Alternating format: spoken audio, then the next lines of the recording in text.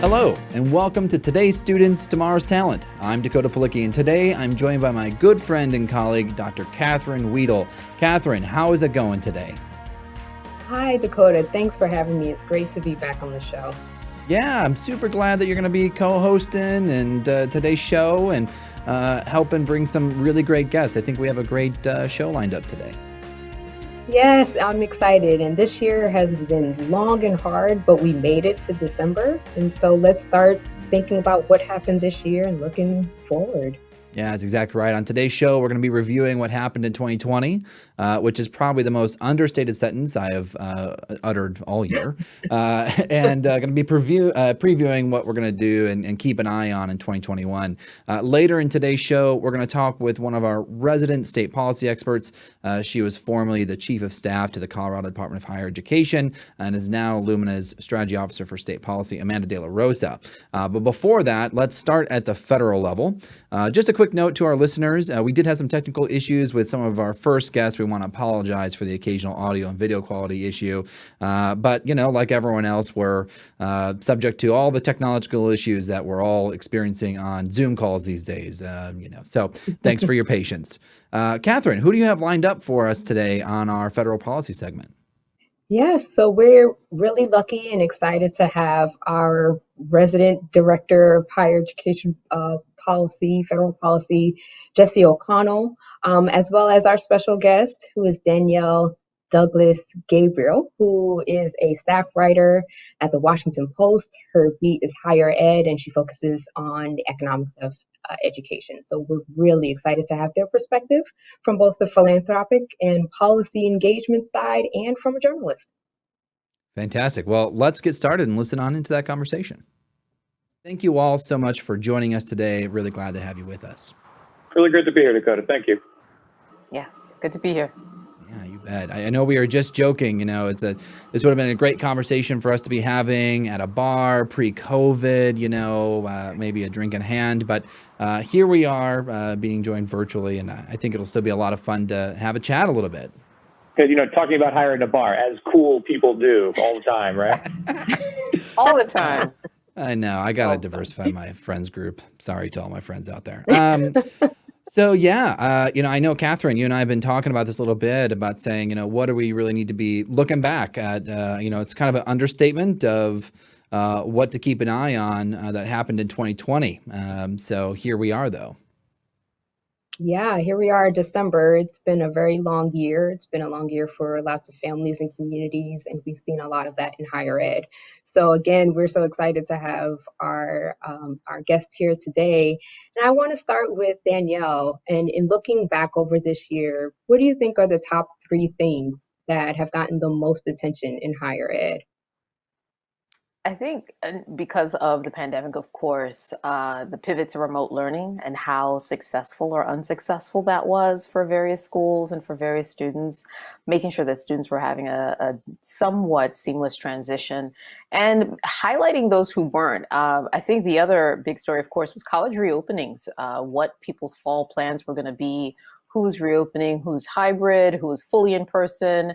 And then, of course, once those reopenings happened, all of the outbreaks that happened at college campuses when there were troubles getting students to comply, and also just schools that were just horribly underprepared for what it really would be to open a college campus that could be a petri dish in some aspects of students who want to live life after being cooped up at their parents' house this summer, and what that was going to be like, and just seeing a lot of the pivoting back to hybrid or to fully online, and how universities now, that were the stories that I saw a lot. Those are the stories that I was reading. In some cases, we're helping write about with some colleagues.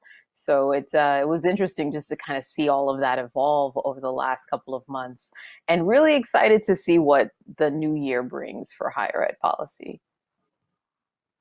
I really appreciate, we were saying before that, I really appreciate your writing and the work that gets featured in the Washington Post to be able to capture the stories of different families and students that we care about at Lumina Foundation as far as today's students are. And I know, Jesse, when we first started this conversation, I'll say for our viewers and listeners that we asked our guests to come up with their list separately so we can compare to see what, from your different vantage points, were the prominent and most pertinent issues in higher ed. So, Jesse, what were your top three? Well, so my top issue was actually the same as Danielle's. It was this notion of what was going on with campuses and COVID. And, I think this floated to the top for me for a couple different reasons. I think one, on a policy standpoint, because it was a great illustration of how we still don't do a good job telling the story about who today's college student is, because so much of this was the coverage of the residential campus experience, which we know is, sort of around a fifth of all college students are in residential experiences full time. Yet this is what we saw the coverage of, as Danielle already walked us through, kind of the role of campuses in their communities as public health stakeholders and the role in driving some of these outbreaks. But, I think it started to pull in some other things where, it was really teasing at this question of like, what is college for and who is college for, as we saw things like, a college football season trying to get underway and how that compared to community colleges that were struggling to have the bare amount of funding that they needed to serve their student populations. And I think it started to, really, in a very stark way, have these real conversations that we've been kind of on the margins about, and this just dragged them into the forefront when you saw in black and white who was prioritized, who was being taken care of, who had access to testing, and who didn't. And I think that has hopefully set us up for a really important dialogue in 2021 about what we can do to make sure that these funding formulas are, thinking about things like headcount and not, full-time equivalency, and sort of driving positive change that actually centers the types of students and institutions that we want to see at the center of these dialogues. And then, I was really struck by the way that we saw a tension between higher ed leaders as moral leaders, and then sort of what they were expecting from their students versus what they were expecting of themselves. We saw a couple really high-profile instances of that relative to COVID. Certainly, the Notre Dame president is the first one that comes to mind in that regard.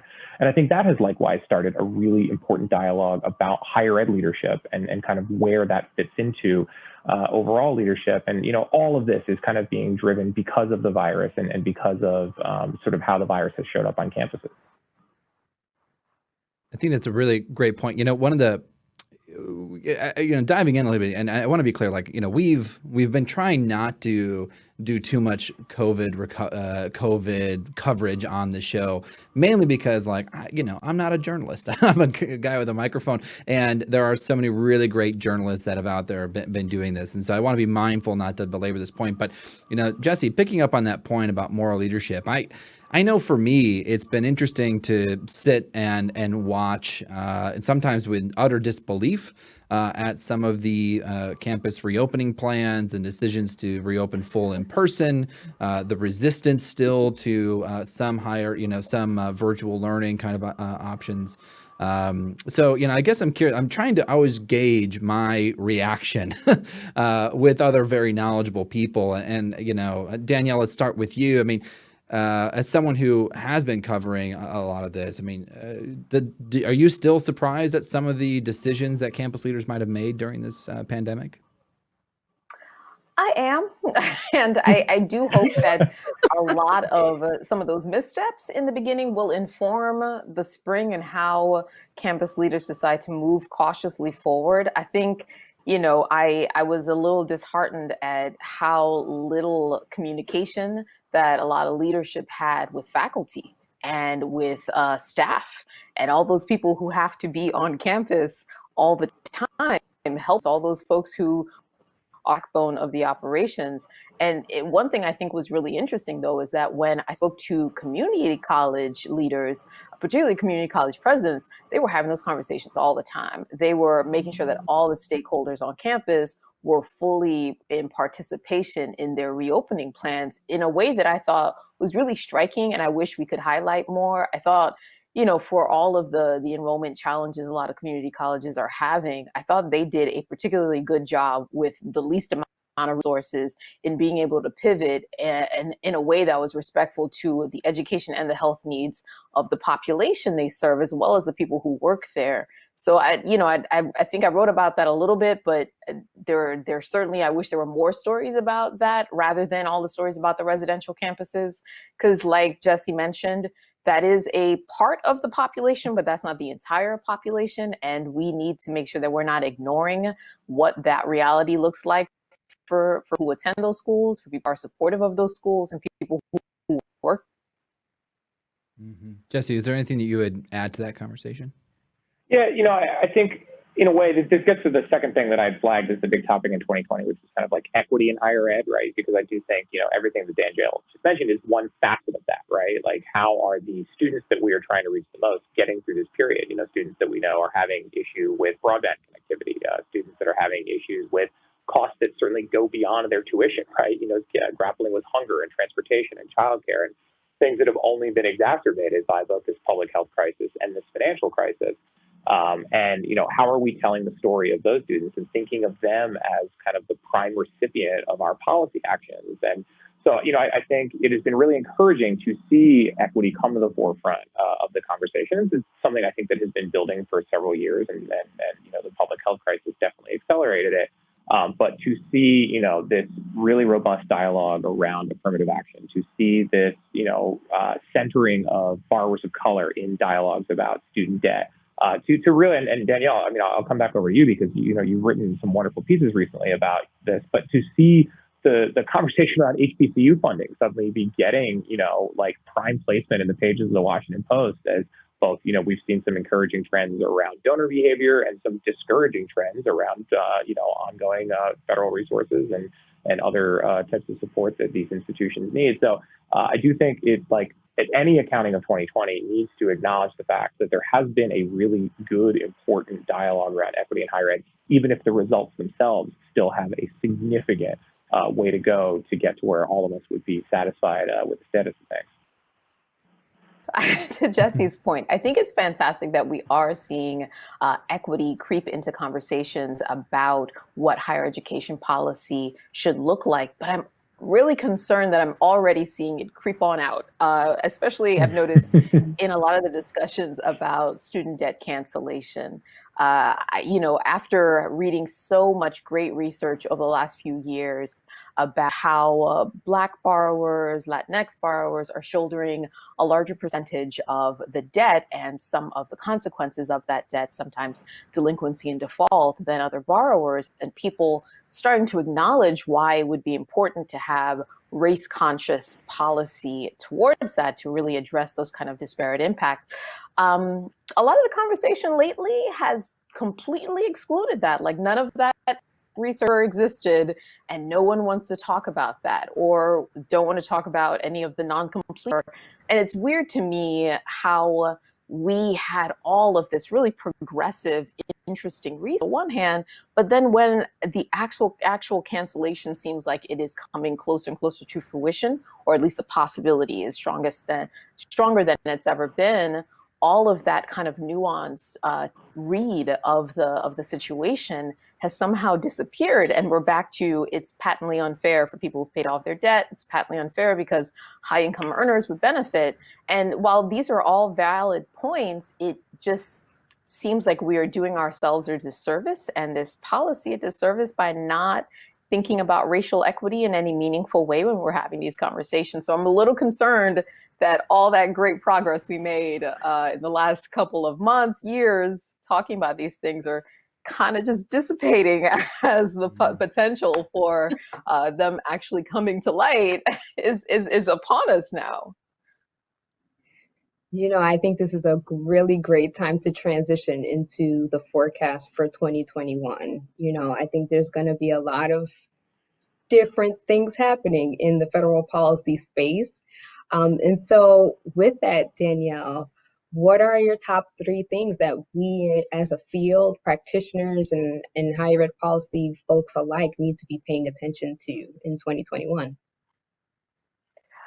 I definitely think the reforms of student loan servicing is going to be really important. You know, the Department of Education, this has started under the Obama administration, was trying to create this next gen platform that would simplify, streamline the servicing process for everyone. And it's had its fits and starts for reasons, but it seems like it's finally starting to come to fruition now. So what that user experience is like for borrowers, I think will be very important to how they are able to better repay their loans and not struggle to do so. So that's top of mind for me. Kind of sticking to the policy side coming from the education department, just the revival of a lot of Obama era regs, accountability regulations in particular, the Obama era overhaul of borrower defense to repayment, which addresses frauded students and their being able to do their federal loans, gainful employment, which pretty much tries to assure that people aren't left with more debt than they could afford to repay based upon their earnings and such.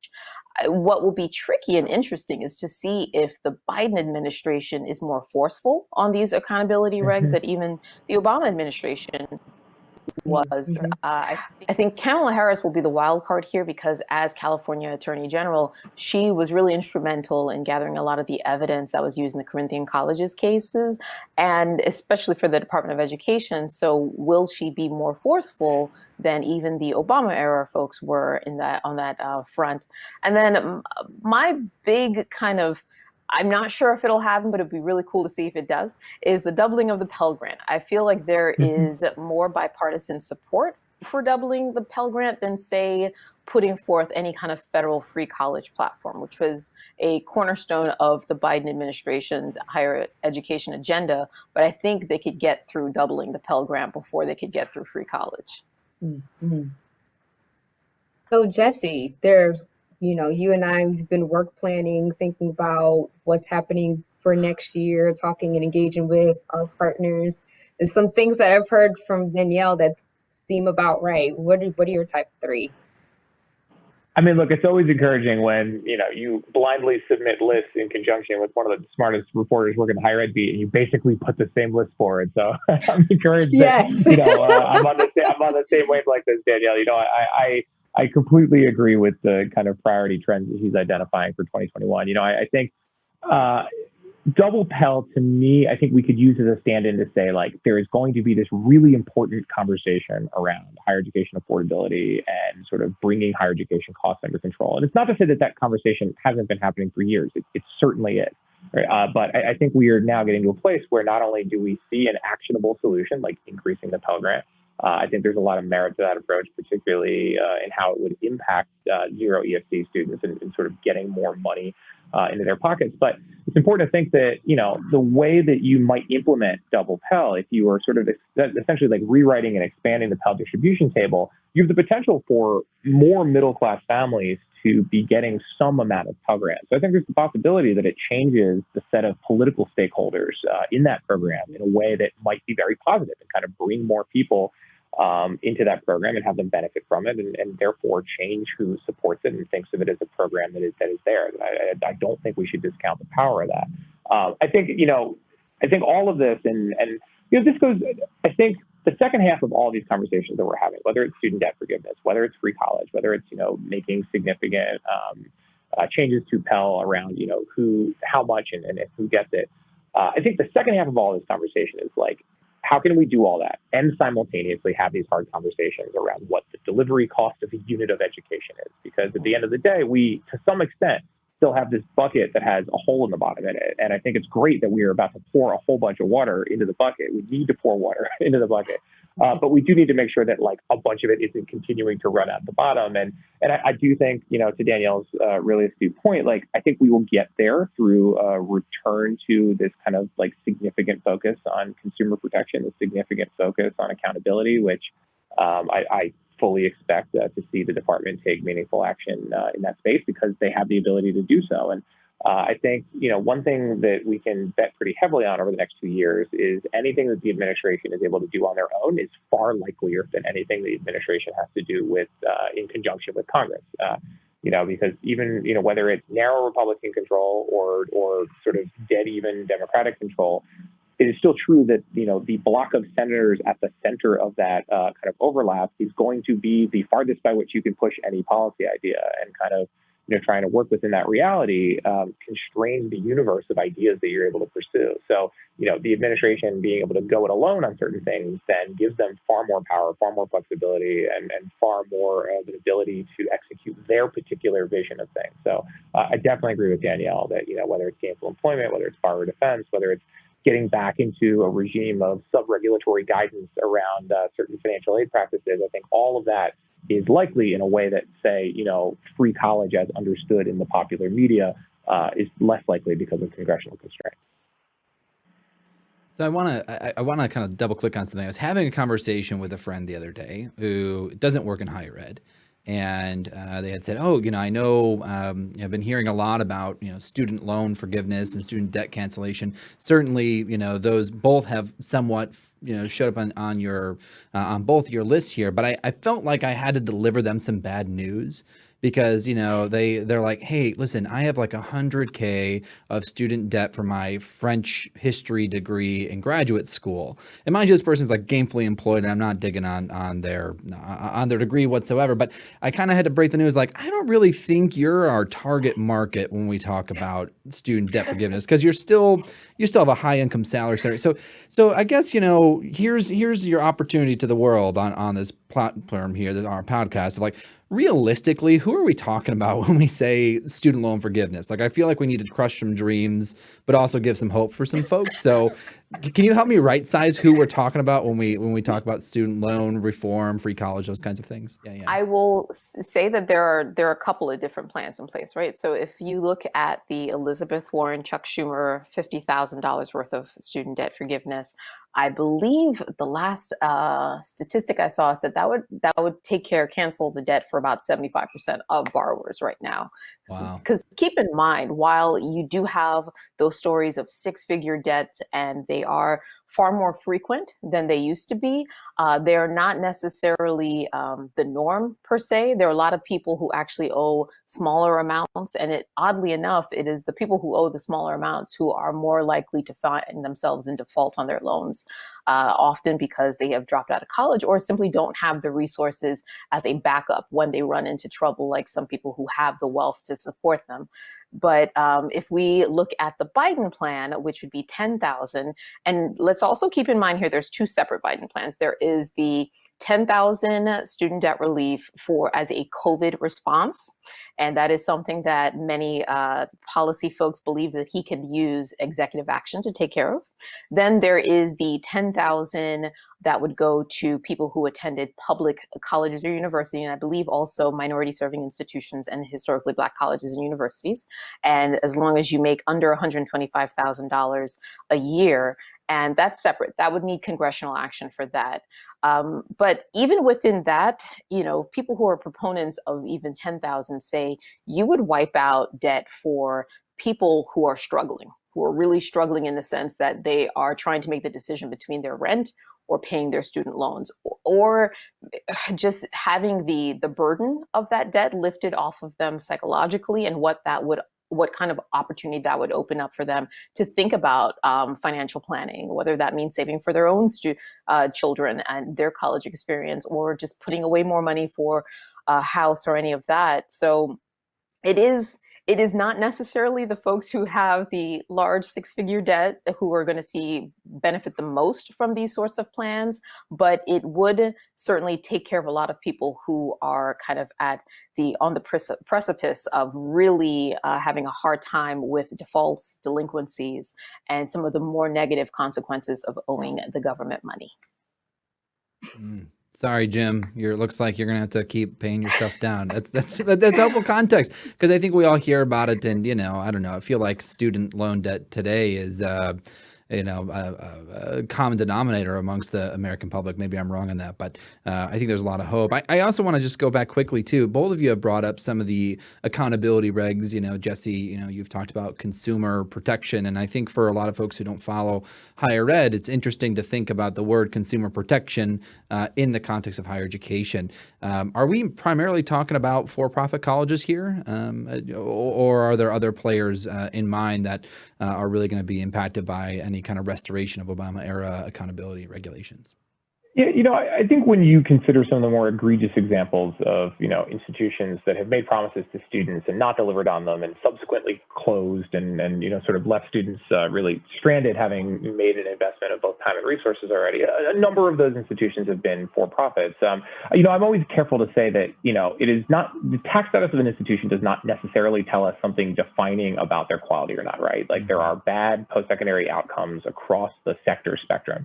I do think that we have disproportionately seen more of them in one particular sector, and that's why it has drawn heightened regulatory activity. But it's not to say that every actor in that sector is producing bad outcomes. I often return to the fact, though, that the tip of the spear on a lot of this, and what has really driven this into the public consciousness, has been the way that it's impacted student veterans, right? We're talking about individuals that, have resources through the GI Bill that they have used to pursue a civilian career after service, and, have been explicitly targeted for those resources and often left without the educational outcome that they were looking for. And when we look at, lawsuits that have been pursued by state attorneys general and sort of some action at the federal level, a lot of this has centered student veterans. And I think that has been useful both in terms of, helping the public understand kind of the face of what some of the victims in these circumstances have looked like and why we should care about it. And then has led then to a more productive dialogue around how we need more far-reaching consumer protections for all student groups and not just particular student groups. And, I think, getting back to measures where we're looking at, not only what are the educational outcomes that we want, but what's the return on the investment that we're looking for, both from the federal resources as well as what students are putting in, and get to a place where, I think the term that you hear bandied about a lot is this notion of like risk sharing, right? And I think our system as it currently exists puts a lot of that risk on students and families. And the goal is expressed is to get to a place where taxpayers and institutions and students are having a more equally shared burden of this risk matrix. And I think that's a very practical outcome that most people wouldn't disagree with. And the trick is then just getting to a place where everybody feels like their particular perspective is properly accounted for. As far as debt cancellation and free college and doubling Pell, these are all policies that are about affordability. It is all ways to make college more affordable for the students for all students, and for students who are low income or students who need support in order to go. I think the one thing that we cannot lose in the full conversation is the completion piece. That debt now is functioning as a barrier to completion, that affordability continues to be a barrier to completion, that students who stop out and then default in their loans may not be able to return and complete that credential because the debt to the institution or because the debt is the loan is in default. And so I think folks just need to think bigger about the picture at hand, and considering that this recession has already been coined the most unequal recession, hitting people of color, Black and Latino, and working moms, that we should be preempting the affordability barriers that can exist over at least the next 2 to 3 years, as we know that Black student enrollment have declined over the summer, and we'll have yet to see what that looks like for spring enrollments. I was going to just say it would be great to see if this moment and what we are learning about a drop in enrollment, a lot of students of color, and what that will mean for higher education overall, to see more colleges realize that the wraparound services that students need, whether that's mental health, food support, housing support, all of those things have to be built into their DNA. And it can't be just something that's just tacked on. It has to constantly be woven into the fabric of what they do as an organization, and not just at community colleges, which have kind of been at the forefront of doing this, as well as many historically Black colleges and universities and other minority serving institutions, but for all schools, and to recognize that that population of students who need a bit more and need more resources and support, that's going to be your future. It's not just a small percentage that you'll have to think about as an afterthought. It's going to be the future of your college population. And in order to retain them and to graduate them and to really provide for them the future that you promised when you admitted them, you have to be consistent in your interests of their well-being throughout their education. Yeah, completely agreed, and certainly, as you've all forecasted as well, the kind of changes that we're seeing to the actual business operation of higher ed, as a function of enrollment too, really opening up that access a little bit to more of the students that we care about, like Jesse mentioned earlier, today's students. I guess one thing I was hoping, as we kind of approach the close here of our segment, I was walking into the studio today thinking like, oh, I'm going to be excited because this is going to be a dose of optimism for 2021, and I don't know if I got that vibe yet from y'all. I don't know if I'm getting that energy. Can you give me some? Should I be positive about 2021? Here, I can give you some optimism, Dakota. I will confidently predict that in 2021, higher ed will talk less about Jerry Falwell than we did in 2020. I think that's a prediction I feel pretty good about. There it is. That's a safe one. That's a safe one. Yeah, that's a good one. Yeah. Mm-hmm, mm-hmm. I'm optimistic. It's nice to see, or will be nice to see, things moving. These are conversations that have been happening for a very long overdue reauthorization of the Higher Education Act. There have been plenty of research and hearings, some of which that we have been a part of or supported. And so I'm excited to see what can happen. I'm also very cautious and concerned about where people might be able to shoot themselves in the foot, so to speak, when it comes to policy and how far you can go. Mm-hmm. And you know what, Catherine, I think related to that, and something I've been thinking a lot about is, I think any of us would admit that higher ed in recent years has been on various kind of like pursuit of the next exciting, cool, innovative thing that is going to like save, fix, transform higher ed. And every couple of years, it's been something different.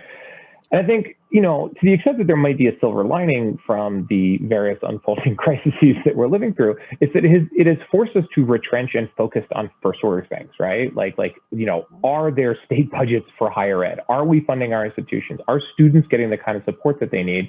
And because we are now focused on protecting these core bedrock fundamental necessities of a functioning higher ed system, rather than trying to like sort of look to the stars and find the next exciting thing, I wonder if that's going to give us the opportunity to do all of those things better, right? To ensure that higher ed funding is not the balance wheel in state budgets, that we actually are coming up with sustainable ways of ensuring that funding is there, of thinking about how student aid is getting to students for the full range of costs that they experience.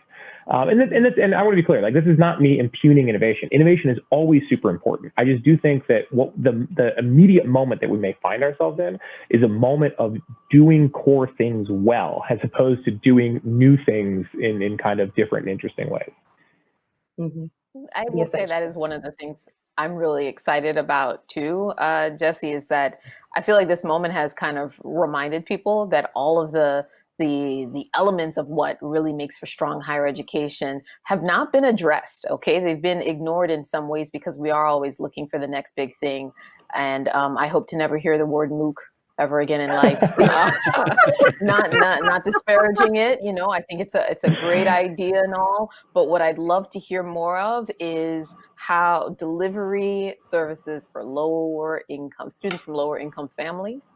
I'd love to hear more about how do we retain those students? How do we ensure that they're able to get through college? And not just them, but for everyone. I think, the college experience is so varied and so diverse. And sometimes I often worry about this as a journalist, that we can flatten that experience into something that is really trying to make it able to readers, but missing out on how very different and how complex, and in doing, give them a full picture of what that experience is like these days, so that hopefully we'll never have to hear another lawmaker say, when I went to college, I worked my way and didn't need to. I don't want to hear it, because I worked, like many people, worked my entire way through college and still owed a whole lot of money at the end. And so if we can find ways to elevate those experiences, whether that's through journalism or thinking about it in the policy space and on Capitol Hill, that would be awesome. So back to basics is what 2021 will be about. I'm thrilled and excited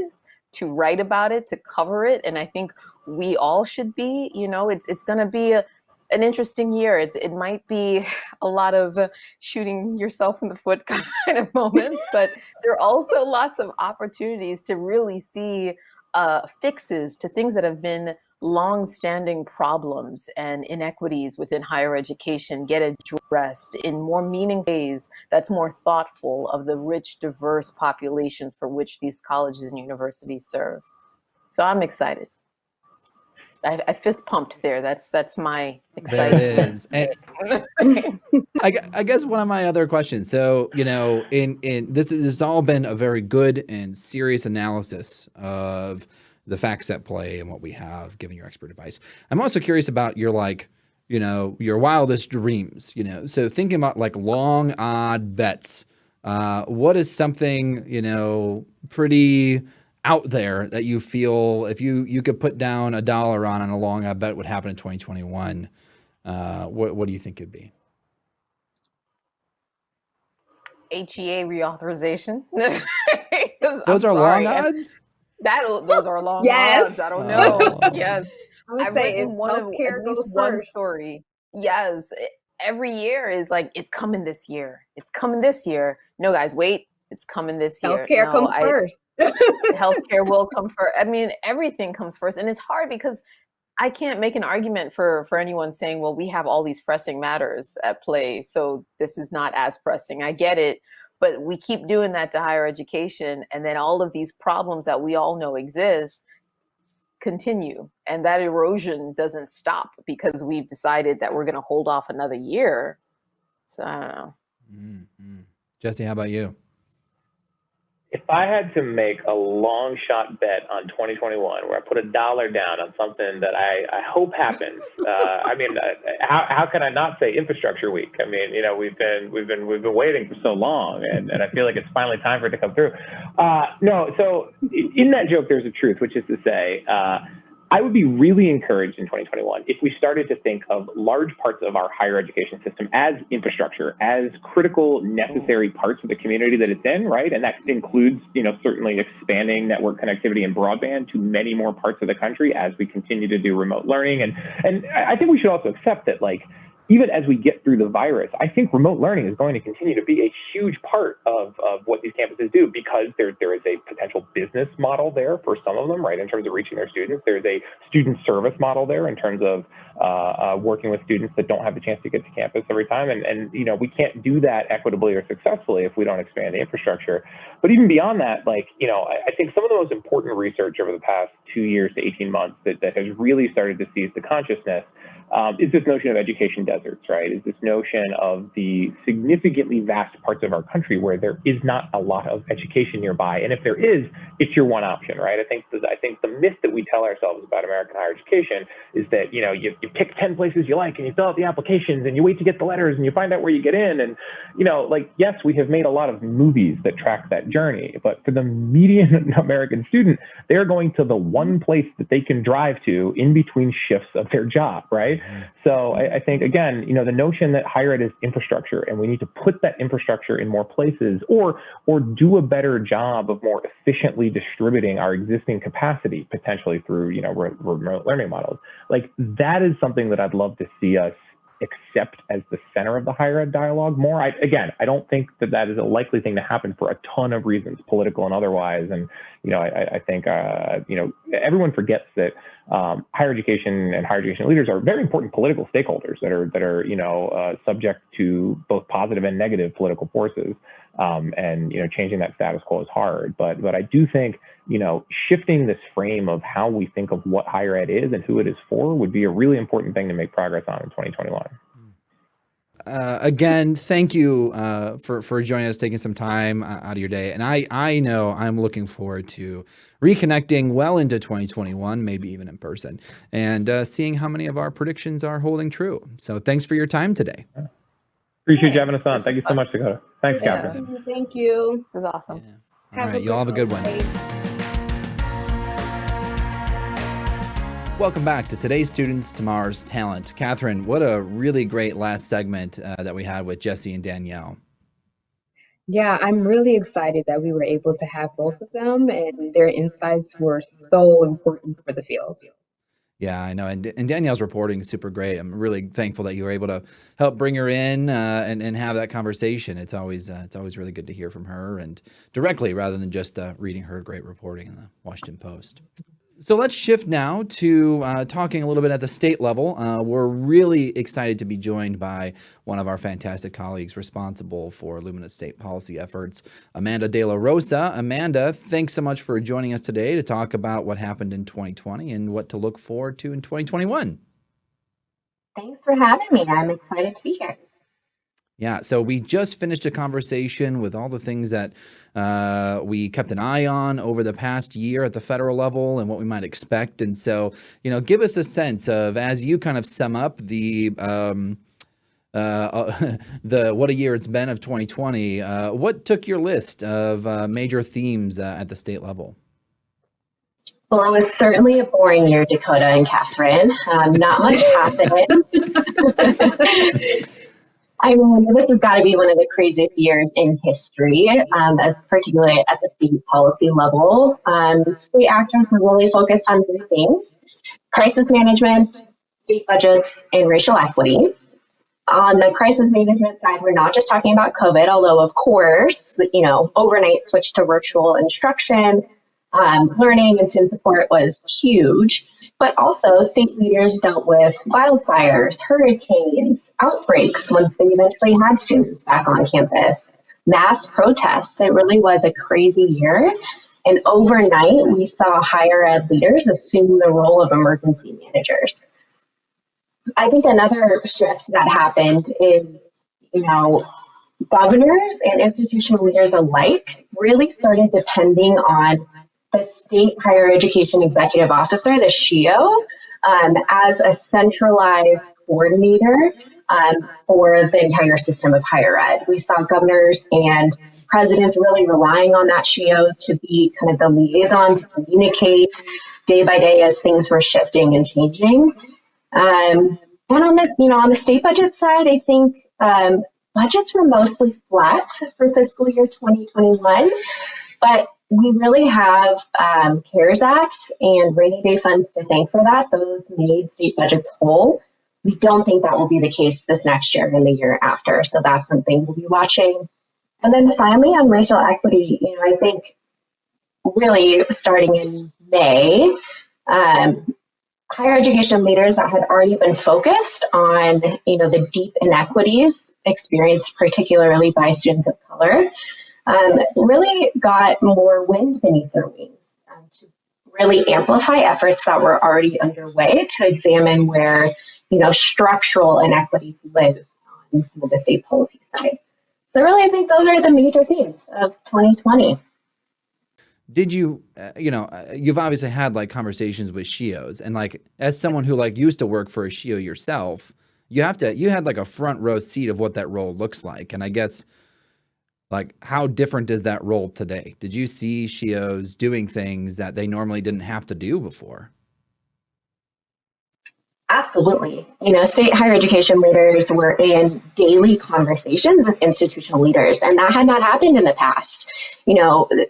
The organizing principle for how higher education works in a state was completely upended with a pandemic. And you really saw, the higher education leader as being that centralized nexus between government and the ecosystems at institutions of higher education, and having to navigate back and forth with the conditions changing by the hour, by the day. So that intense communication and reliance on one another is a new relationship that we haven't experienced really in the past. Yeah, I almost hope too that because sometimes new relationships can really be forged in crisis. And so, now that SHEOs are having a little bit more daily interactions with system leaders and campus leaders, I guess one of my hopes moving into 2021, and we'll get to there in a second, is that relationship that is stronger is maintained and hopefully translates into non-emergency kind of progress, and hopefully that relationship gets strengthened. So Amanda, you mentioned a little bit about enrollments and where folks were expecting to see surges and where we haven't seen them as yet. it makes me think about not just racial equity, but our focus on adult learners. Could you share a little bit more about what happened this past year, what infrastructure has been in place, and folks, recognizing that there's an emergency, but folks have to get ready, if not already have been ready to absorb or welcome students back for the first time or back because they stopped out. That's right, Catherine. I think that's, looking forward to 2021, a major theme of where states will need to be focused. It's specifically on those enrollment patterns. Data are just starting to come out about what happened in this last semester because of, lovely data lags. But, typically that counter-cyclical enrollment pattern that we see in recessions typically, where as the economy slows down, more people flock to higher education, did not hold true this time around. In fact, we're seeing major declines in enrollment in community colleges and flat or maybe slightly increased in 4 years. And also, if you look at unemployment rates, they typically track nearly identically with community college enrollments nationally. And then if you drill down even to state levels, now we're seeing a 35-point spread. That's huge. And I think that higher education leaders are going to need to really dig into the data and understand what's going on there.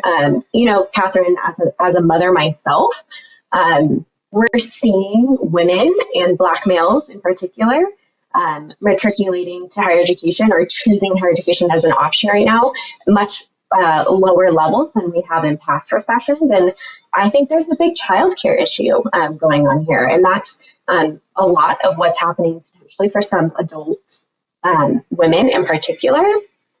But in general, I think states are going to need to pay attention to these pipeline concerns. It's not just enrollments for first-time freshmen. It's for adults. It's in college-bound programs and FAFSA completion that's incredibly down. Those other early indicators that suggest people might be making that decision, those are also down and troubling signs that we need to really dig into this next year.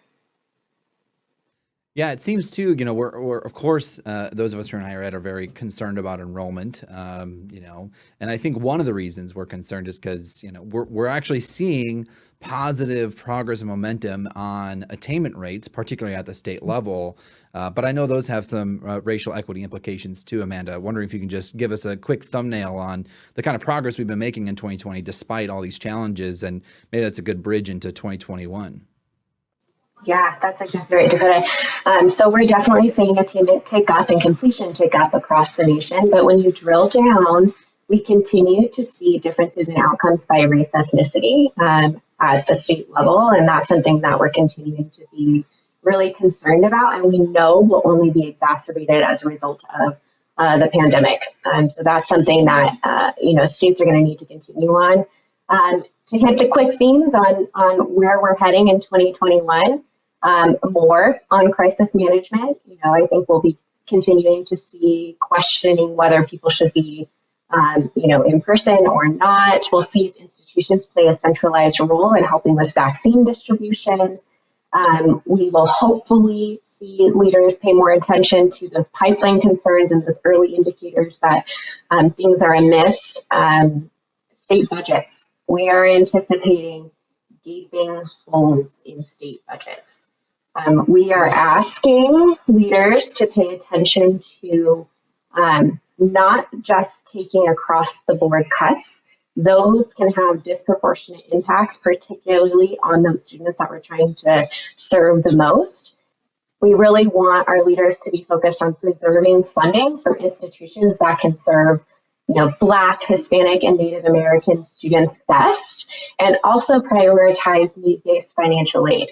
We know that those will be particularly important as states have deficits to make up. And then racial equity and strategic planning. We think those things go together. This pandemic has exacerbated and made obvious existing inequities, going back to those attainment differences, Dakota. And we are already seeing states think of this as an opportunity to rethink the way that they are going to hit their own state attainment goals. We know that there's continued skepticism around the value of higher education, and we really are starting to hear that states are pitching higher education truly as a vehicle for recovery, and then mapping a plan to help them actually achieve that through short-term credentials and, starting to address some of the concerns around student swirl and transfer that are happening as a result of COVID. One question I did have for you, Amanda, in thinking about our work in extension in racial equity and justice and the general public being introduced to anti-racism and anti-racist policy making, how do you think that states are going to contend with that? If at all, how do you think that higher ed partners and institutions should be contending with that, especially as we are growing as an entity? Yeah, the short of the long is they're going to need to get to work. So, in light of getting to work, what does that look like? We are seeing more states, yes, put out public statements that actually finally say what they've always wanted to say, which is there is systemic racism baked into state policy. And that's something they need to contend with. They need to be adequately prepared to do that by prioritizing professional development, by diversifying their staff, by bringing additional people to the table for these conversations. And then the actual work is starting to look at the policies that they oversee through an equity lens. These types of policy audits, we're calling them, I think will be a big priority for leaders in this next year and the years to follow. We see our friends in Massachusetts and Virginia, they were already planning to do really robust audits of their policies that they oversee before the pandemic hit. And, when we asked them, is this something you're still going to be focused on? Back in March, when we asked them that question, they're like, of course, it's never been more important. And so we hope to see states purposing their resources and their energy to get at some of these structural inequities through strategies like that. So, you had mentioned earlier that thanks to some of the federal stimulus, states were mostly able to kind of, keep level funding for 2020, but we're 2021, but we're worried about out years. I know I saw one projection that, state revenues are going to be declined collectively by an estimated $555 billion. I know some of the conversations I've been having with folks, the question becomes, well, where is the money? And another show could be done about how to best tap private sector resources, that we know that there's a substantial amount of resources in the private sector that could be strategically deployed to best align to their goals and our other national goals. But curious from your perspective, as we look at out years, are we expecting, are states feeling they're going to be reliant on another stimulus package? How are they starting to think about those kind of out years? Yeah, it's a really bleak conversation, Dakota. Yes, of course they are hoping for additional federal stimulus dollars. And even with those stimulus dollars, I think the reality is that they will be facing major cuts. And we know from the past, and just by the nature of how state budgets are constructed, that higher education will always be one of the things on the chopping block and kind of serving as, the balancer of state budgets. So our leaders are preparing to protect students as much as possible. Things like need-based financial aid and figuring out how best to structure those programs to reach the most amount of students. Those are the types of things they're already planning and thinking about, anticipating that major holes will need to be filled by higher ed budgets.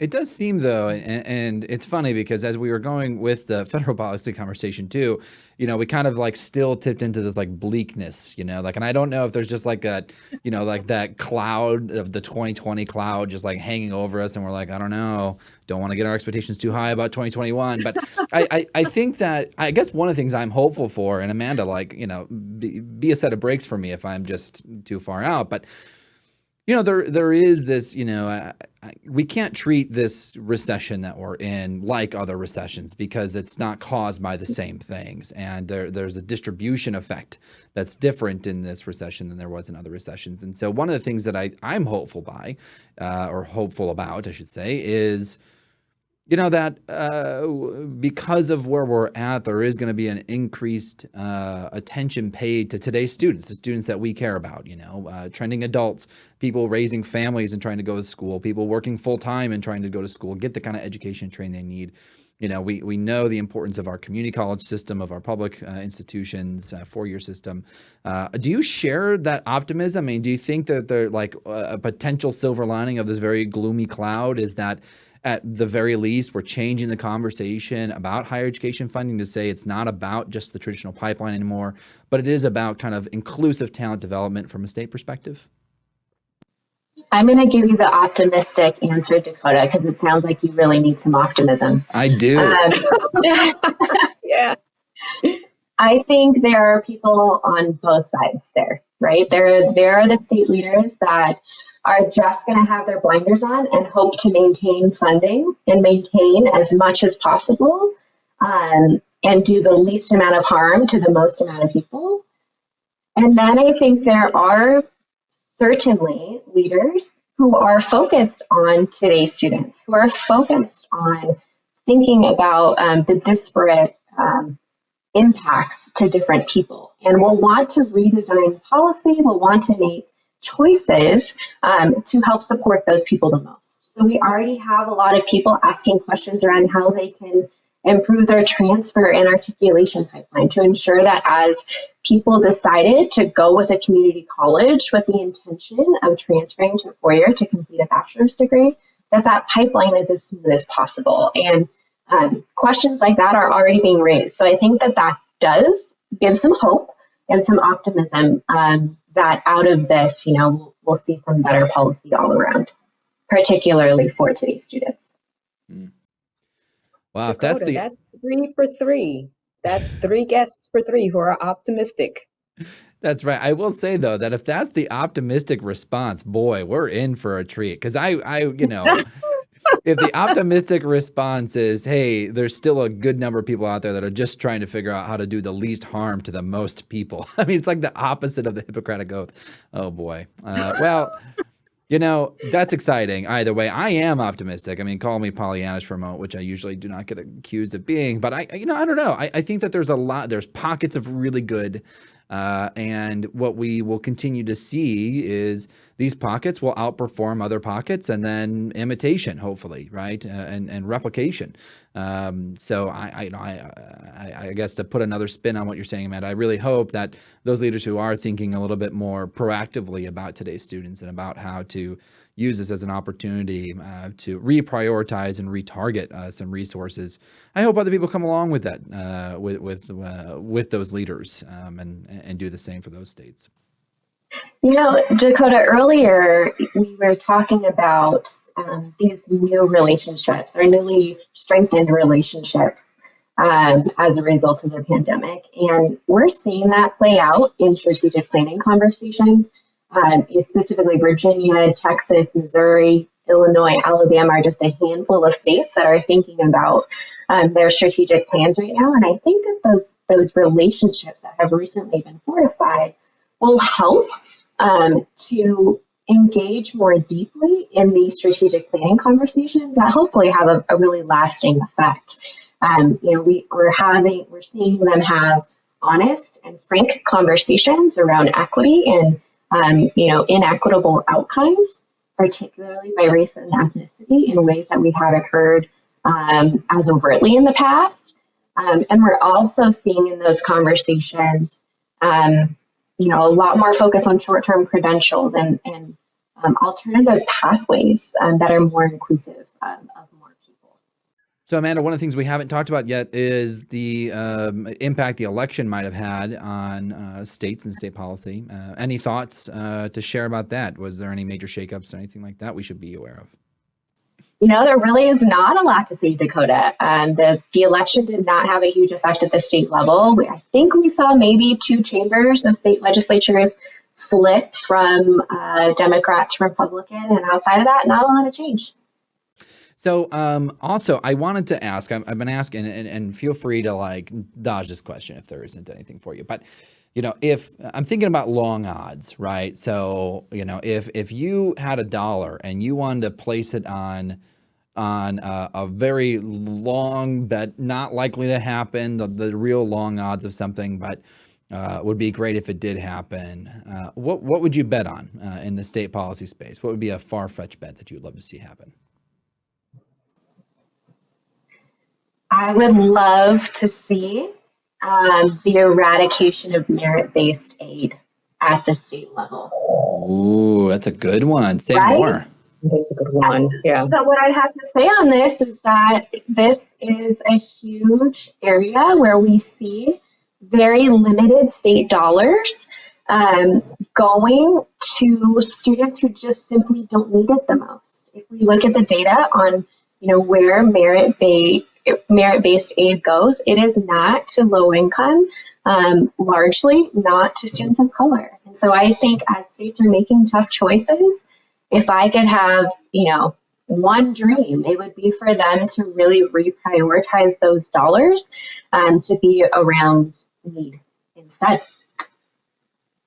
There you go. You heard it here, folks. Right here, Amanda De La Rosa putting her dollar down there. I love it. That's a great thing for us to get around.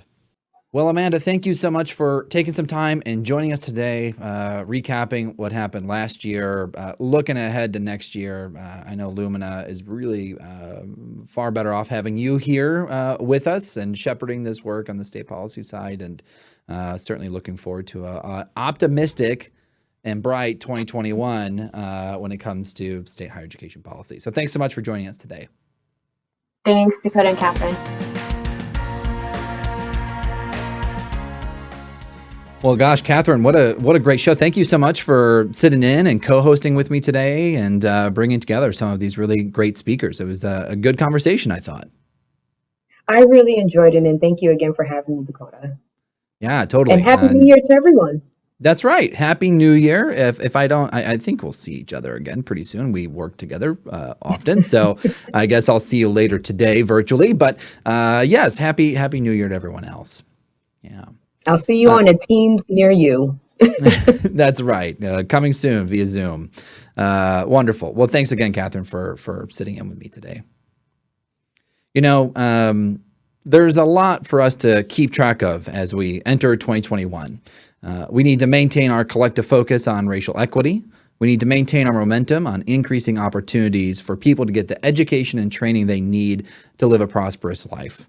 And most importantly, as you've heard through our guest today, we need to continue finding ways to work together to improve the human condition. And as we close out this year, I want to extend a personal thanks to you, our listeners. It's been a pleasure to be your host for 25 episodes so far, still going strong, and I really hope you continue to stick with us in 2021 as we continue to bring you thoughtful conversations with leaders, newsmakers, and those who are working to improve education in the United States. And thanks for joining us today. My special thanks goes out to our guests, Daniel Douglas Gabriel, Jesse O'Connell, and Amanda De La Rosa. A special thanks to Catherine once again for co-hosting with me today and really bringing her expert insight into this. Our show is produced by John Strauss, Jacob Mann, Catherine Weedle, and me, Dakota Palicki, with support from Matthew Jenkins, Mark Allen, and the team at Site Strategics. Well Done Marketing supports the promotion of our show. Deborah Humphreys and Kevin Corcoran provide leadership for Lumina's strategic engagement efforts. A special thanks to Celine Perry-Lewis for her assistance with today's show. Please be sure to subscribe and rate our show wherever you get your podcast. And as always, if you have a comment or idea for an episode, reach us at luminafoundation.org or reach me on Twitter at Dakota Palicki. Thanks again for being with us. Have a very happy new year, and we'll see you in January.